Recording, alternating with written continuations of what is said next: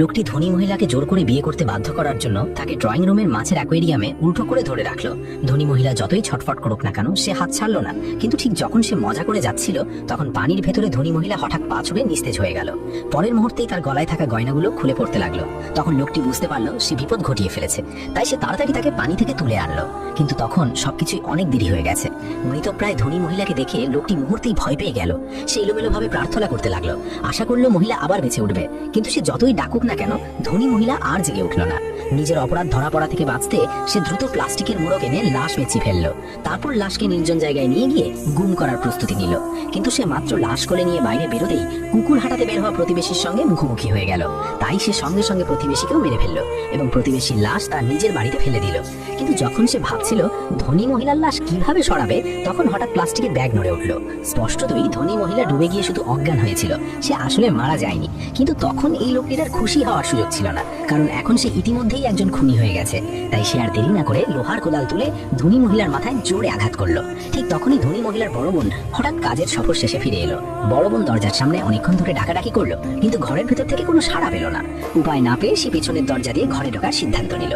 কিন্তু রক্তমাখা কোদালটি উঠোনেই পড়েছিল। তবু বাড়ি ফেরা তাড়াহুড়ায় বড় বোন সেটি খেয়ালই করলো না। ঘরে ঢুকে সে দেখলো বিশাল বাড়িটা পুরো ফাঁকা। সে ঘরের ভেতর বাইরে সব জায়গায় খুঁজলো, তবু ছোট বোনের কোনো খোঁজ পেল না। সে ভাবলো হয়তো তার বোন বাইরে ঘুরতে গেছে, তাই সে আর বেশি কিছু ভাবলো না। তারপর ঘুরে বাথরুমে গিয়ে গোসল করতে লাগলো। সে জানতো না এই সময় মালি সাংভিয়াও বড় কাঁচি হাতে চুপি চুপি ঘরের ভেতরে ঢুকে পড়েছে। ভাগ্যক্রমে বিপদের মুহূর্তে প্রতিবেশীর কুকুর হঠাৎ জোরে জোরে ঘেউ ঘেউ করতে শুরু করলো। এতেই সাংভিয়াও ভয় পেয়ে ঘর থেকে বেরিয়ে গেল। এই বাধাদানকারী কুকুরটির উপর সে প্রচন্ড রেগে গেল, তাই সে কোনো কথা না বলে পুরো বোতল ইঁদুর মারার বিষ কুকুরের খাবারের সঙ্গে মিশিয়ে দিল। সে কুকুরটাকে বিষ খাইয়ে মেরে ফেলতে চাইলো, কিন্তু কুকুরটি খুবই সতর্ক ছিল। সে লোকটির আনা খাবারের দিকে ফিরেও তাকালো না। রাগে ফেটে পড়া সাংভিয়াও তখন শিকারী বন্দুক নিয়ে কুকুরটি যেই সমুদ্র তীরে পাই আসতো সেখানে মুখ পেতে রইল। লক্ষ্য দেখা দিতেই সে সঙ্গে সঙ্গে গুলি চালালো এবং কুকুরটিকে মেরে ফেললো।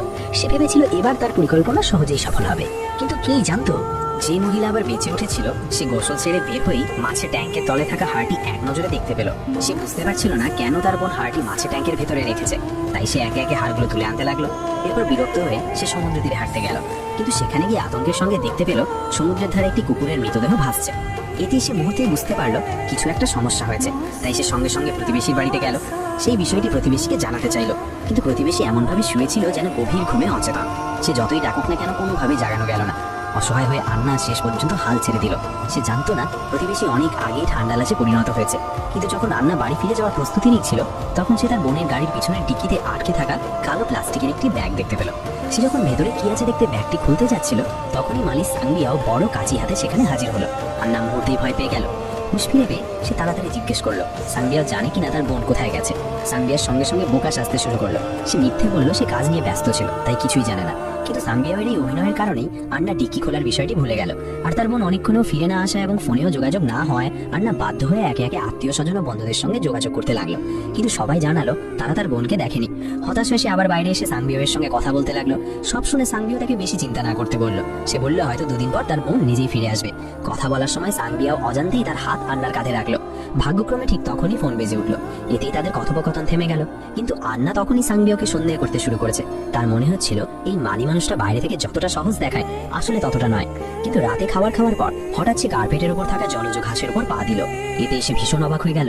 এই জলজ ঘাস তো মাছের ট্যাঙ্কের ভেতরে থাকার কথা, তাহলে এটা কার্পেটের উপর এলো কিভাবে? সমুদ্র তীরে পাওয়া কুকুরের লাশ আর তার বোনের রহস্যজনক নিখোঁজ যাওয়ার কথা মনে হতেই তার মনে খারাপ আশঙ্কা জেগে উঠলো। তাই সে দৌড়ে প্রতিবেশীর বাড়িতে সাহায্য চাইতে গেল, কিন্তু অনেকক্ষণ ধরে ডাকাডাকি করেও কোনো সাড়া পেল না। শেষ পর্যন্ত ঘরে ঢুকে সে দেখলো প্রতিবেশী আগেই ঠান্ডা লাশ হয়ে পড়ে আছে। স্পষ্টতই এসব সাংবিয়াওয়েরই কাজ। ভয়ে সে দ্রুত নিজের বাড়িতে ফিরে পুলিশে ফোন করতে গেল, কিন্তু কোনো সিগন্যালই পেল না। আসলে সাংবিয়াও আগেই টেলিফোনের তার কেটে দিয়েছিল। ঠিক যখন আন্না বুঝতে পারছিল না কি করবে তখনই সাংবিয়া হঠাৎ ফুলের তোড়া হাতে দরজায় এসে হাজির হলো। সে কোনো কথা না বলেই আন্নাকে হাঁটু গেড়ে বসতে বলল। আর ঠিক সেই মুহূর্তে আন্না কিছুতেই রাজি হচ্ছিল না, তাই সাংবিয়াও কোনো কথা না বলে মূল সুইচের কাছে গিয়ে বারবার আলো জ্বালানো নেভানো শুরু করলো। সে ইচ্ছে করেই ভয়ঙ্কর পরিবেশ তৈরি করে আন্নাকে ভয় দেখাতে লাগলো। এরপর সাংবিয়া তাকে জিজ্ঞেস করলো সে কি তার বোনকে দেখতে চায় কিনা। যদি দেখতে চায় তাহলে আগে পর্দা সরাতে বললো। যদিও আন্না তখন সবচেয়ে খারাপ কিছুর জন্য মানসিকভাবে প্রস্তুত ছিল, তবুও পর্দা সরানোর মুহূর্তে সে ভয় চিৎকার করে উঠল। তার নিজের বোনকে হত্যা করে গাড়ির ভেতরে ঢুকিয়ে রাখা হয়েছে। কিন্তু সে এখনো ভয় কাটিয়ে উঠতে না উঠতেই সাংবিয়া ফুলের তোড়া হাতে তার সামনে এসে দাঁড়ালো। সে আন্নাকে তাকে বিয়ে করতে এবং তার সন্তান জন্ম দিতে হুমকি দিল। নিজের বোনের খুনিকে সামনে দেখে আন্না মরতে রাজি ছিল, কিন্তু মাথা নত করতে রাজি ছিল না। সে বুঝে গেছিল এই লোক সহজে থামবে না, তাই সে কষ্ট চেপে দ্রুত উপরে চলে গেল। তারপর একটি লোহার পাইপ এনে আত্মরক্ষার অস্ত্র হিসাবে নিল। ঠিক পরের মুহূর্তেই নিচতলা থেকে কাঁচ ভাঙার শব্দ শোনা গেল। লোকটির ফাঁদে পা না দিতে আন্না সাহস করে নিচে নেমে এলো। সে লোহার পাইপ ঘুরিয়ে সাংবিয়াকে প্রচন্ড মারতে লাগলো। শেষ পর্যন্ত তাকে দ্বিতীয় তলা থেকে নিচে ফেলে দিল। কিন্তু এতে সাংবিয়া আরো ভয়ঙ্করভাবে ক্ষিপ্ত হয়ে উঠল। রাগে সে এখনো দয়া না করার সিদ্ধান্ত নিল। আর আন্নাও বুঝে গেল সামনে ভয়ঙ্কর লড়াই অপেক্ষা করছে, তাই সে দ্রুত রান্নাঘরে গিয়ে ফুটন্ত গরম পানি ভর্তি একটি পাত্র নিল। যখন দেখলো সাংবিয়া আবার ঘরে ঢুকতে চেষ্টা করছে, তখন সে ফুটন্ত পানি ছুঁড়ে মারলো। কিন্তু লোকটি সহজেই তাই এড়িয়ে গেল। উল্টা সে আন্নার চুল ধরে ফেললো। বিপদের মুহূর্তে আন্না তার হাত টেনে গরম পানির দিকে চেপে ধরলো। তাতেই ব্যথায় সাংবিয়া হাত ছেড়ে দিল।